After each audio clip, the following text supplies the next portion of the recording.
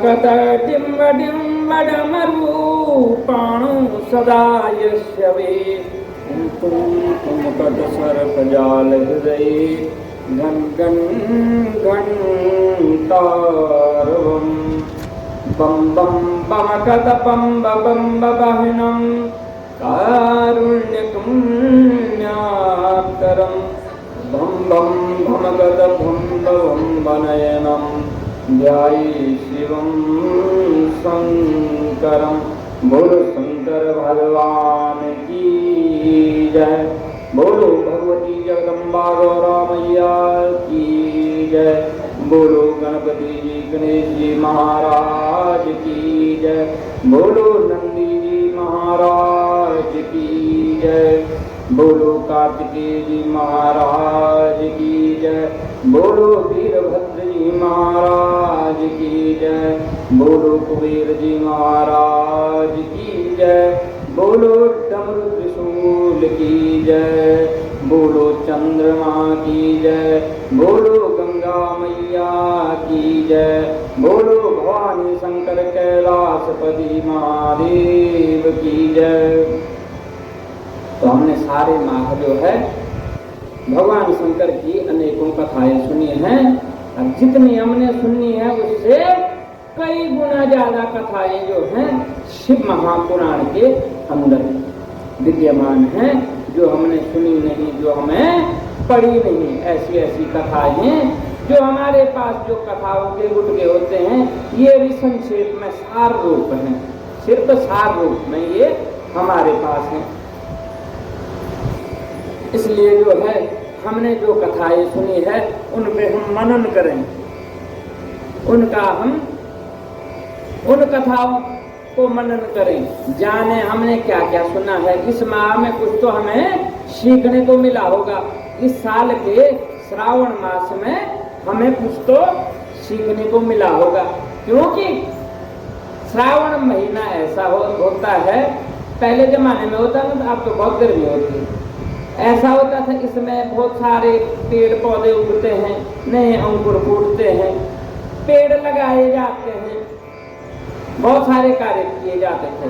इसीलिए जो है भगवान शंकर का यह पवित्र माह है।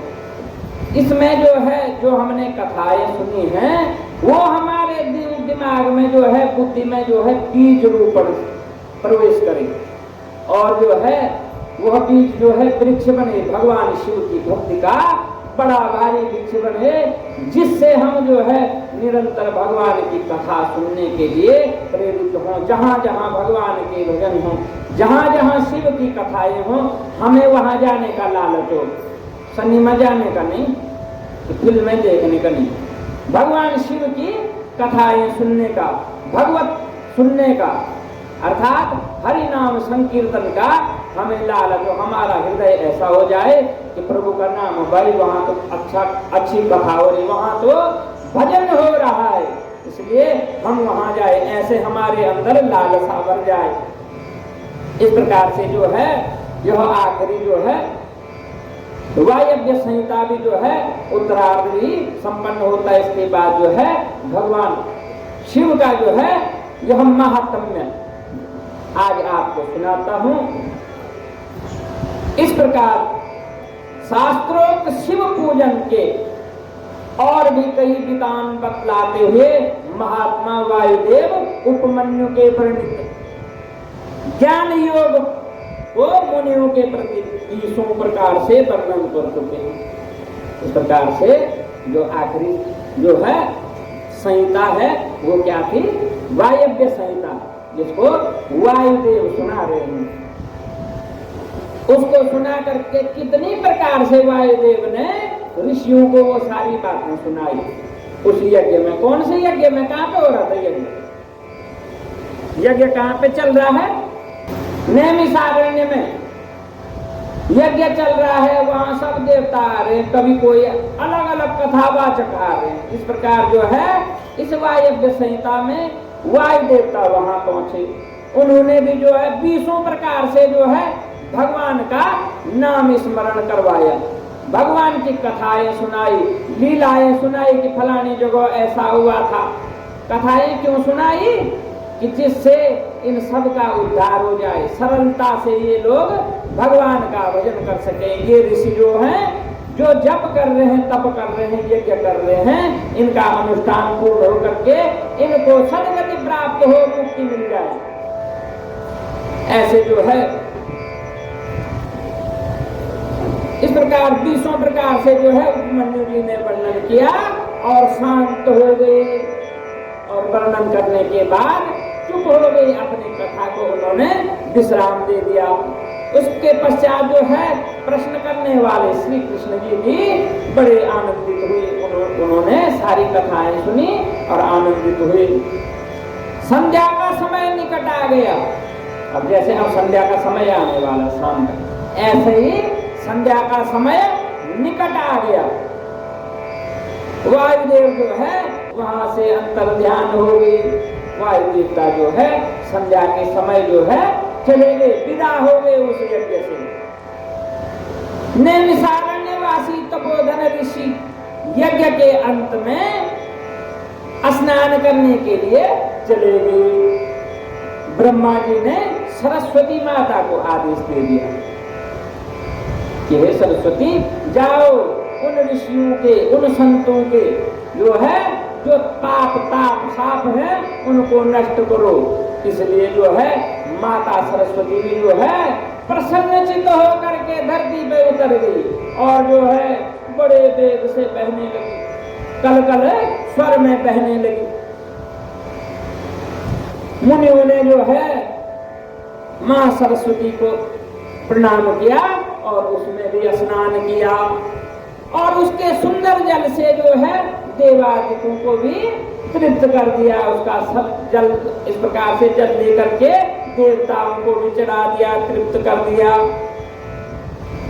और जो है कैसे तृप्त कर रहे हैं वो पूर्व वृत्तांत सुन रहे। कौन सा वृत्तांत, कौन सा वृत्तांत स्मरण कर रहे हैं वो जो सारी उन्होंने कथा सुनी है। इसमें सारी वही कथा है जो सूत जी ने जो है किसको सुनाई, उन ऋषियों को जो नैमिषारण्य में बैठे हुए हैं उनको सुनाई है। वो ऋषि मुनि, वो ब्राह्मण, वो उस क्षेत्रवासी स्नान कर रहे वहां और उस कथा का स्मरण कर रहे हैं, भगवान का स्वरूप का स्मरण कर रहे हैं। समस्त ऋषि नैमिषारण्य से चलकर काशी में आ गए। तब जो है नैमिषारण्य में स्नान करके वो सब काशी में आ गए। यहाँ हिमालय से दक्षिण दिशा में बहने वाली भागीरथी, भागीरथी किसको बोलते हैं, गंगा, गंगा मैया में स्नान किया और अपने को पवित्र किया और उसी के तट पर निवास करने लगे, उसी के किनारे ठहरने लगे। साधु संत जो है ना, मैंने कल भी कहा होगा, परसों भी कहा होगा, साधु संत भीड़ में नहीं जाते। सज्जन पुरुष जो है जहाँ कोलाहल होता वहां नहीं जाते, वो ढूंढते एकांतवास। इसलिए वह गंगा के तट पर चले गए, वहां वास करने लगे। इस प्रकार वे मुनि काशी को प्राप्त हो। वहां उत्तर में बहने वाली जो है माता गंगा में स्नान करते रहे। और अभिमुक्तेश्वर लिंग, भगवान अभिमुक्तेश्वर जी कहाँ विराजते हैं, काशी। अभिमुक्तेश्वर लिंग का दर्शन कर पूजन करने लगे। दर्शन करते और पूजा करते, वहीं से गंगा स्नान करते और वहां से अभिमुक्तेश्वर भगवान का दर्शन करते। उसी समय उन्होंने जो है जब स्नान करके आया और जो है भगवान अभिमुक्तेश्वर को जल अर्पित किया, भगवान शिव का पूजन किया, उसके उपरांत उन्हें जो है आकाश में जो है एक तेज पुंज दिखाई दिया। एक तेज पुंज, सुंदर तेज पुंज विद्यमान हुआ जो दिखाई दिया, जो अपने प्रकाश से संपूर्ण दिशाओं को आच्छादित कर रहा था। इस प्रकार का तेज था कि भगवान सूर्य नारायण नहीं दिख रहे तब वह तेज दिख रहा, जो आंखों को जो है शीतलता प्रदान कर रहा, परंतु चारों ओर जो है प्रकाश फैल रहा, उसका अलग ही शांतिमय प्रकाश फैल रहा। फिर तो वो पाशुपत व्रत ऋषि, जिनके सर्वांग में भस्म लगा हुआ था। जो सिद्ध मुनि थे वे सब तेज में प्राप्त हो उसमें लीन हो गए। वह भगवान शंकर का तेज पुंज आसमान में विद्यमान हुआ। और कौन से ऋषि?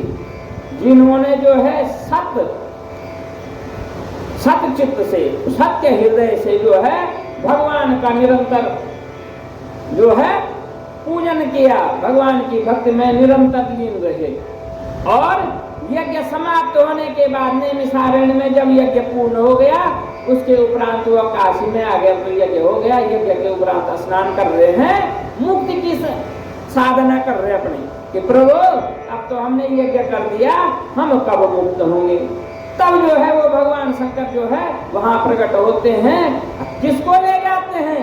जो सारे शरीर में भस्म धारण किए हुए हैं, रुद्राक्ष की मालाएं धारण किए हुए हैं, त्रिपुंड धारण किए हुए हैं, और जिनका हृदय जो है निर्मल है, वो सब साधु जो है उस जो है प्रकाश पुंज में लीन हो गए, उसमें चले गए। अब कुछ साधु वहां बच गए। अब ऐसा तो है नहीं हम सबकी भक्ति एक जैसी होगी। सबकी भक्ति अपनी अपने तरह की होती है, अलग अलग तरह की होती है। हम सब जब कक्षा में पढ़ते हैं तो एक समान नंबर तो कभी नहीं आते हमारे, किसी के कम आते हैं और किसी के ज्यादा आते हैं। तो वही वह पाठशाला जो नैमिषारण्य की पाठशाला थी, यज्ञशाला थी, उसमें भी जो सिद्ध हो गए, जिन्होंने एक क्षण के लिए भी भगवान का स्मरण नहीं छोड़ा, भगवान उनको वही काशी के गंगा के घाट से सीधे अपने लोक में ले गए, शिवलोक में ले गए। बाकी जो साधु बच गए, वहां जो सज्जन बच गए, जो क्षेत्रवासी बच गए, उसमें सिर्फ जोगी महात्मा ही नहीं थे, उसमें उस क्षेत्र के वासी भी थे।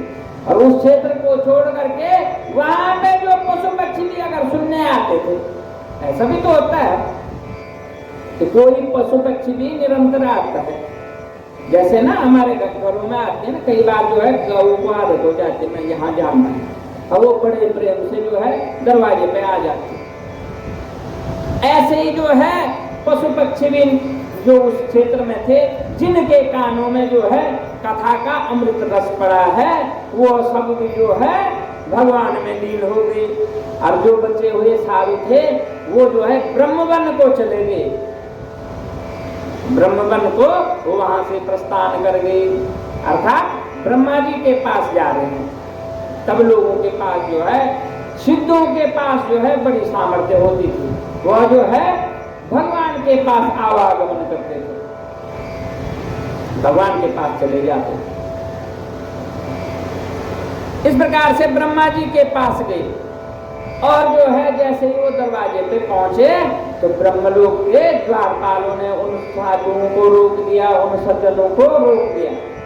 तब जो है वह सब सज्जन जो है दरवाजे में एक किनारे पर बैठ गए, इंतजार करने लगे कब हमारी बारी आएगी, कब ब्रह्मा जी के हमें दर्शन होंगे। वहां अंदर क्या हो रहा था? स्पर्धा चल रही है नारद जी और तुम्बरू। नारद जी देवर्षि हैं, तुम्बरू जो है वो भी बीड़ा बजाते, वो गंधर्वों के स्वामी हैं, और उनकी स्पर्धा चल रही है। इस स्पर्धा में जो है मध्यस्थता कौन कर रहे हैं? ब्रह्मा जी। ब्रह्मा जी मध्यस्थता कर रहे हैं। उस स्पर्धा में बीणा वादन में जो है नारद जी जो है प्रतियोगिता जीतते हैं। उसके उपरांत जो है ब्रह्मा जी कहते हैं कि भाई स्पर्धा रही एक तरफ, तुम दोनों मित्रता कर लो। इस प्रकार से तुम जी और नारद जी दोनों में मित्रता हो जाती है। उसके उपरांत जो है वो भी चले जाते हैं। नारद जी जो है ब्रह्मलोक से बाहर निकलते हैं, देखते हैं कि भाई यहाँ दरवाजे पे कौन बैठे। इस प्रकार से उनसे पूछते हैं सब ऋषिगण जो है। नारद जी ऋषि जी को प्रणाम करते हैं और कहते हैं प्रभु हमें कब आज्ञा मिलेगी अंदर जाने की, कितना विलंब होगा, हम कब तक बैठे रहें। जाते हैं ना मेले में त्रिलोकपुर जाते हैं, आगे फिर नवरात्रि आएंगे तब लाइन में लगते हैं ना 5 घंटे 6 घंटे दिन भर भी लग जाता है, कभी कभार 15 मिनट में ही दर्शन हो जाते हैं। तो ऐसे ही वो बैठे हैं दरवाजे पे, अभिलाषा कर रहे हैं कि ब्रह्मा जी के कब हमें दर्शन हो। तब नारद जी कहते अब विलंब तुम मत करो, हम बाहर आ गए, अब आप जाओ, आपकी बारी आ गई है, इसलिए आप जाओ दर्शन करो। तब जो है वो सभी नैमिषारण्यवासी जो है भगवान ब्रह्मा जी के पास जाते हैं, उनको प्रणाम करते हैं, उनकी आरती वंदना करते हैं। ना भगवान जो है ब्रह्मा जी उनको आसन देते हैं, कहते हैं कि बैठ जाओ, आप लोग कुशल हैं, कैसे हैं आप, कहाँ से आए, इस प्रकार से पूछा जाता है, हाल समाचार इस प्रकार से जो है ब्रह्मा जी ने कहा। तब ऋषि कह रहे हैं कि प्रभु ऐसी ऐसी बात है, हमने वहाँ यज्ञ किया, उसके बाद हम काशी में गए, स्नान किया, अब हम जो है कुछ ऋषि जो है उस तेज पुण्य में चले गए और हम सब वहीं छूट गए, वो तेज पुण्य क्या था। इस प्रकार से तब ब्रह्मा जी कहते हैं कि आप लोगों का सब वृतांत जो है वायुदेव ने आकर के मुझे पहले ही सुना लिया। वायुदेव यहाँ पहले ही आ गए थे और उन्होंने सुना लिया था, और वायुदेव जो है अपने लोग को चले गए, सारे जो है कथा आपका समाचार सुना करके चले गए हैं। तब ऋषि पूछते हैं कि हे प्रभु, हमें जो है भगवान की शरणागति कैसे हो सकती है, जो है हम कैसे भगवान को प्राप्त कर सकते हैं, शिव को कैसे प्राप्त कर सकते हैं। तो ब्रह्मा जी कहते हैं जो है आप तुम लोग सब जो है गणेश मेरु शिखर पर जाओ। अब जो है आप लोग यहाँ आ गए हैं, आप सभी लोग यहाँ से जो है मेरु शिखर पर जाओ, वहां जो है मेरा पुत्र जो है सनत कुमार जो है तप कर रहा है, वो साक्षात जो है भूतनाथ है, भगवान के शिव के परम सेवक है, वह जो है भूतनाथ है साक्षात, और नंदी जी का आगमन की प्रतीक्षा कर रहे हैं। वह जो है किसकी प्रतीक्षा कर रहे हैं, नंदी जी। क्यों, कोई भी समाचार अगर भगवान शंकर को पहुंचाना है तो नंदी जी को कहना पड़ता है प्रभु हमारी चिट्ठी अंदर ले जाओ, हमारा मैसेज व्हाट्सएप पे जो मैसेज किया है इसको पढ़ा के आओ जाके भगवान से। तो इस प्रकार से जो है नंदी जी का इंतजार कर रहे हैं, और वहीं पर तुम्हें गणेश जी का भी समागम प्राप्त हो जाएगा, इसलिए जो है वहां नंदी जी भी आएंगे, गणेश जी के दर्शन भी वहीं हो जाएंगे, और अगर भगवान गणेश जी के भी तुम्हें दर्शन हो गए तो भगवान के दर्शन से तुम वहीं कृत्य हो जाएंगे। इस प्रकार की जो है ब्रह्मा जी से आज्ञा पाकर सभी मुनि जो है मेरु पर्वत पर चले गए, और जो है वहां पर कुमार के दर्शन किए, सनत कुमार जी के दर्शन किए। इस प्रकार से उपरांत जो है उनको नंदी जी के दर्शन भी हो गए, गणेश जी के दर्शन भी हो गए, और जो है सनत कुमार जी ने कहा हे नंदीश्वर भगवान, अब जो है इन ऋषियों के बंधन काट दो। कौन से बंधन, जो हमें इस मृत्युलोक से जोड़ा रखता है। तो कौन से बंधन जोड़ते हैं हमें यहाँ मृत्युलोक, मोह माया रूपी बंधन है, जिसके लिए हम मरना भी नहीं चाहते, प्रभु के घर जाना है, भूल जाते हैं कि वहाँ आनंद है, यहाँ नहीं है। वह बंधन जो है सनत कुमार जी कह रहे हैं हे नंदीगण, इनके वो वाले माया मोह के बंधन काट दो जो इनके अभी बचे हुए। इस प्रकार से जो है नंदी की कृपा दृष्टि से मुनियों के सारे बंधन खुल गए, वे शिव धर्म को प्राप्त हो ज्ञान से शिव जी के समीप पहुंच गए। इसलिए जो लेश मात्र उनके अंदर माया मोह बचा हुआ वह सब क्षय हो गया। तब उनको जो है भगवान शिव के परम दर्शन हो गए और वो भगवान के समीप पहुंच गए। यही सब ज्ञान सनत कुमार जी ने हमारे गुरु व्यास जी के से वर्णन किया, जिसे व्यास जी ने मुझसे और मैंने संक्षेप में तुमसे कहा। ऐसा कौन कह रहा है? सनत कुमार जी ने किसको सुनाई कथा? व्यास जी को। सनत कुमार जी कौन थे? ब्रह्मा जी के पुत्र। ब्रह्मा जी के पुत्र ने वेद व्यास कौन थे? उनका पुराना नाम है, परसों में कहा था मैंने, कृष्ण द्वैपायन। किसके अवतार थे? भगवान नारायण। और उन्होंने किसको सुनाया? वेद व्यास जी के शिष्य कौन हुए? सूत जी। और सूत जी जो है ये सारी कथा सुना रहे हैं, यह सारी कथा सूत जी सुना रहे हैं। तो कह रहे हैं कि मैंने अपने गुरु से सुना, जिस प्रकार से सुना वो मैंने सब संक्षेप में कहा है, अर्थात वो भी मैं थोड़ा सा सुना पाया हूँ। प्रभु की महिमा, प्रभु की कथाएं तो अनंत है, कई बार जन्म लेना पड़ेगा हमें, तब हम प्रभु की कथाएं सुन पाएंगे तब भी।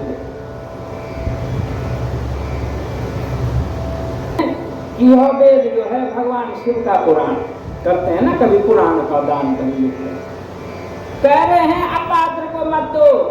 इसलिए वेदों में, शास्त्रों में ये भी कहा है, सिर्फ वेद की बात नहीं, अपात्र को तो कुछ भी नहीं देना चाहिए, अपात्र को कुछ भी नहीं देना चाहिए। जिसने माने मेरे से, मैंने किसी को दे दिया, ले भाई, साधु समझ करके, गरीब समझ करके किसी को दे दिया, ले भाई तेरा काम चल जाएगा, मैंने 10 रुपये दे दिया, 10 कोई और दे देगा, और उसने 50 रुपये इकट्ठे किए और गया ठेका पर दारू पी लिया, हो गया पुण्य। जो उसने किया वो पुण्य हमको भी लग गया ना। या उस पैसे से, उस धन से या उस अन्न से कोई गलत कृत्य कर दिया तो उसका फल तो हमें भी मिलेगा, क्योंकि हमने तो दान किया है। इसलिए कह रहे हैं अपात्र को जो है वेद दान मत करना। वेदांतिक और वेद निंदक और नास्तिक को भी कदापि न देना। जो निंदा करता है वेद, क्या होता है कथा? कहते हैं ना, ये तो कहा वैसे लिखी है क्या कथा, ये तो कहा ब्राह्मणों ने लिख लिया। आजकल बहुत सारी बातें होती है ना कि ब्राह्मणों ने लिख लिए। जो इस प्रकार के वेद निंदक हैं का, उनको कथा भी मत सुनाओ, कथा भी मत सुनाओ।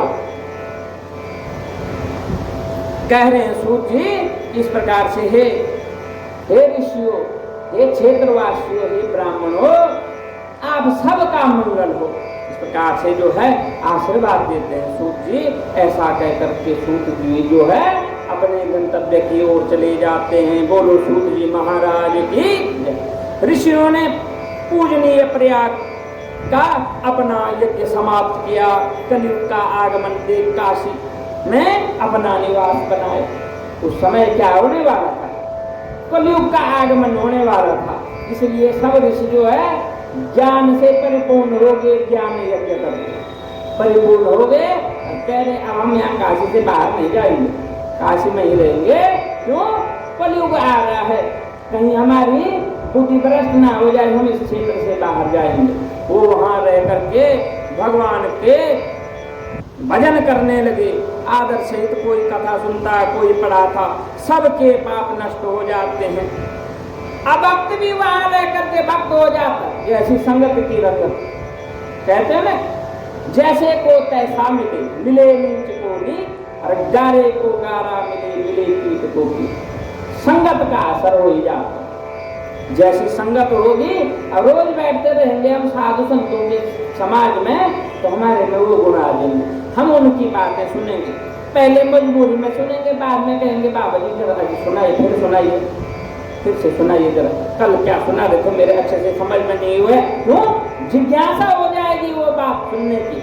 और जो है इस प्रकार से मैं अभक्त हूँ, मैं भी भक्त बन जाऊंगा।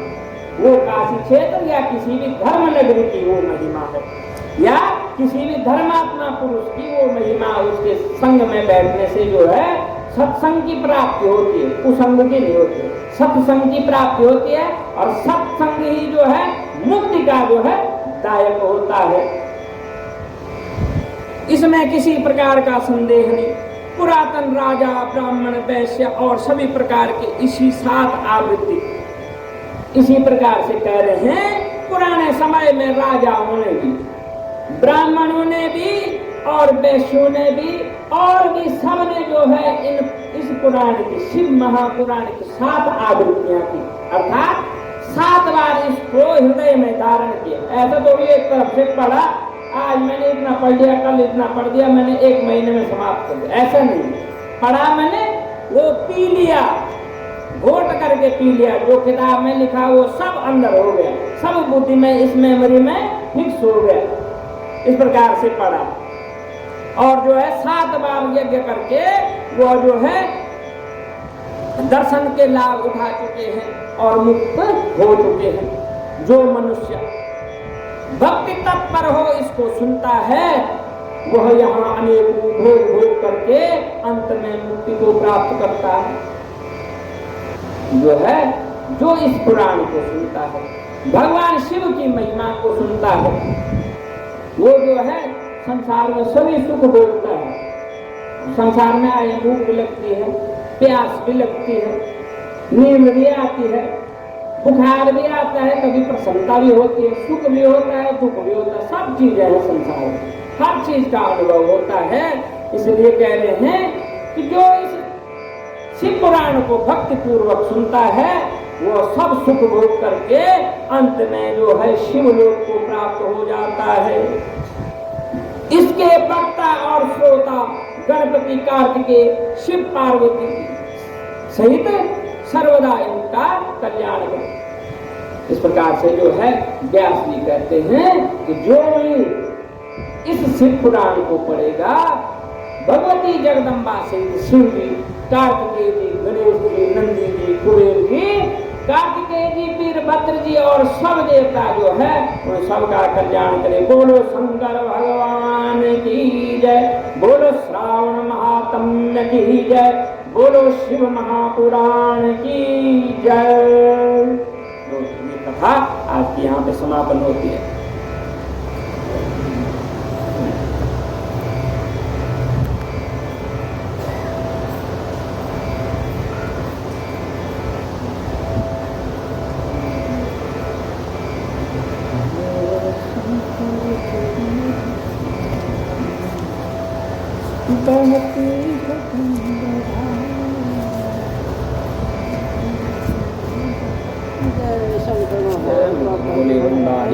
हर हर हर महादेव शंभो कैलाश, सबका कल्याण करो। शंकर तेरी जटा में बहती है गंगा धारा, शंकर तेरी जटा में बहती है गंगा धारा, शंकर तेरी जटा में बहती है गंगा धारा, शंकर तेरी जटा में काली है गंगा धारा, शंकर तेरी जटा में बहती है गंगा धारा, शंकर तेरी जटा में शंकर तेरी जटा। शिव नाम जो उचारे, शिव नाम जो उचारे, सब पाप अपने तारे, शिव नाम जो उचारे, सब पाप अपने तारे।